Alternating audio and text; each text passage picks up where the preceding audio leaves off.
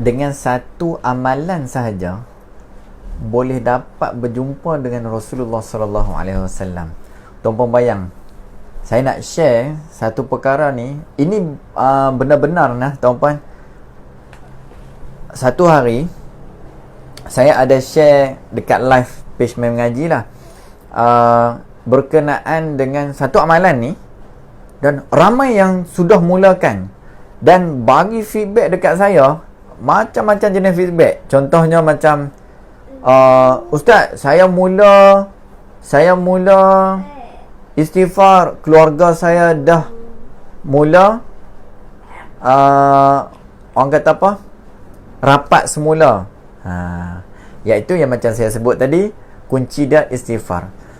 Macam mana nak mula istighfar, berapa banyak, apa yang sebabnya boleh jadi sehinggakan boleh mimpi Rasulullah. Okey, kat sini saya nak share tuan-puan. Kadang-kadang kita anggap perkara tu simple, tetapi penduduk langit menganggap perkara tu sangat-sangat hebat. Sebab apa? Tidak ramai yang dapat melakukan. Contoh yang bagi feedback dekat saya, ada yang kata rezeki datang mencurah-curah. Contohnya buat printing baju, bila dah start istighfar, sale melonjak naik.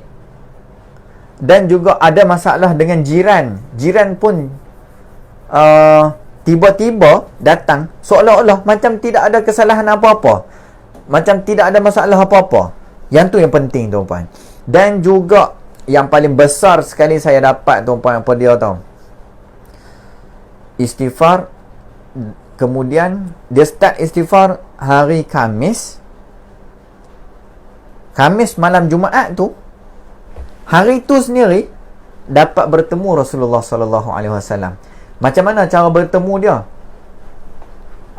Orang yang mimpi Rasulullah ni, dia cerita dekat saya, dia duduk berdiri, dan juga yang Rasulullah yang include sekali dalam tu adalah Rasulullah, sahabat-sahabat. Dia dapat tengok sekali sahabat-sahabat tuan-puan, dan juga alim ulama yang ada di Malaysia ada sekali di dalam tu, tapi arwah dah lah.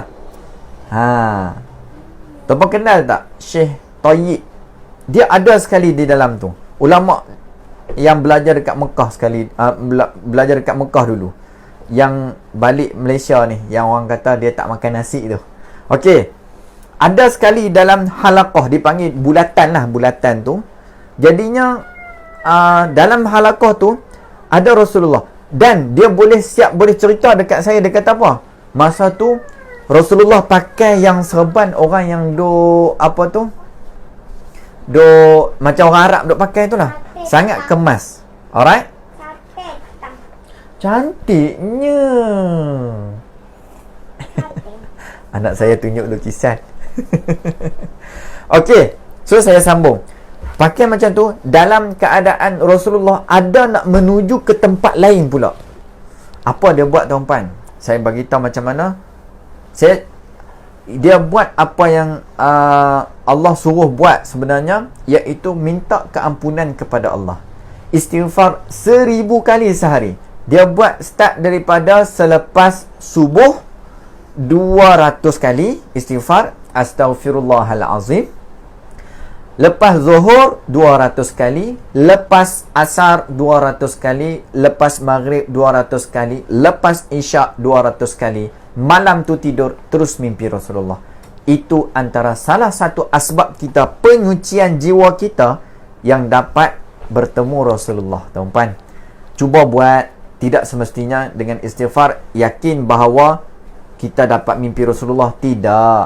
At least kita tahu itu pembuktian bahawasanya bila mana kita istighfar, salah satu titik-titik hitam di dalam diri kita terkeluar, terhapus.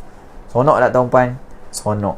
Kalau seronok, kongsikan video ni supaya ramai orang lain lagi istighfar. Tuan-puan dapat berkali-kali ganda kelebihan bila mana sebarkan, dan supaya dapat barakah, dapat dapat manfaat dan dapat bertemu Rasulullah sallallahu alaihi wasallam. Insya-Allah dengan berkat istighfar dan berkat selawat kita buat banyak-banyak tuan-puan, dapat bertemu Rasulullah, sangat nikmat rasanya. InsyaAllah siapa yang dapat bertemu, itu salah satu tanda dia soleh. Sebab apa saya kata sebab apa Ustaz cakap macam tu? Sebab ingat siapa-siapa Rasulullah nak jumpa. Tuan-puan, agak-agak Perdana Menteri PA dah bagi tahu, kata tu Zuhaidi nak jumpa dengan Perdana Menteri. Dia tanya tak kita siapa? Mestilah tanya kita apa, kita orang apa, kita yang buat apa, kita berkejaya apa. Of course lah kan. Bila kita tidak ada tujuan apa-apa, takkan kita nak jumpa, betul tak? Tetapi ini dasarnya rindu kita kepada Rasulullah sallallahu alaihi wasallam dan juga jemputan daripada Allah untuk bertemu Rasulullah sangat-sangat hebat. Tuan-puan, ada yang cerita sehinggakan dapat serve madu kepada Rasulullah sallallahu alaihi wasallam. Papa. Ya sayang. Papa. Ya. Kenapa? Ya, I love you. Okey.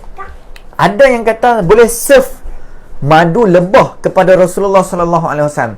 Ada yang cerita dapat pakaikan kasut kepada Rasulullah sallallahu alaihi wasallam. Ada yang pernah bertemu lutut, dipanggil berlutut, bukan bluetooth nanti apa, berlutut pun ada juga macam tu. Jadi usaha kita ke arah tu, kita dapat nampak bayang Rasulullah pun cukup dah. Kan? Betapa nikmatnya tuan-puan dapat minum bersama Rasulullah sallallahu alaihi wasallam. Insya-Allah moga-moga apa yang kita buat berlandaskan syariat Islam. Insya-Allah moga-moga kita dapat redha Allah. Kongsikan tuan-puan, insya-Allah. Wallahu a'lam. Alhamdulillah.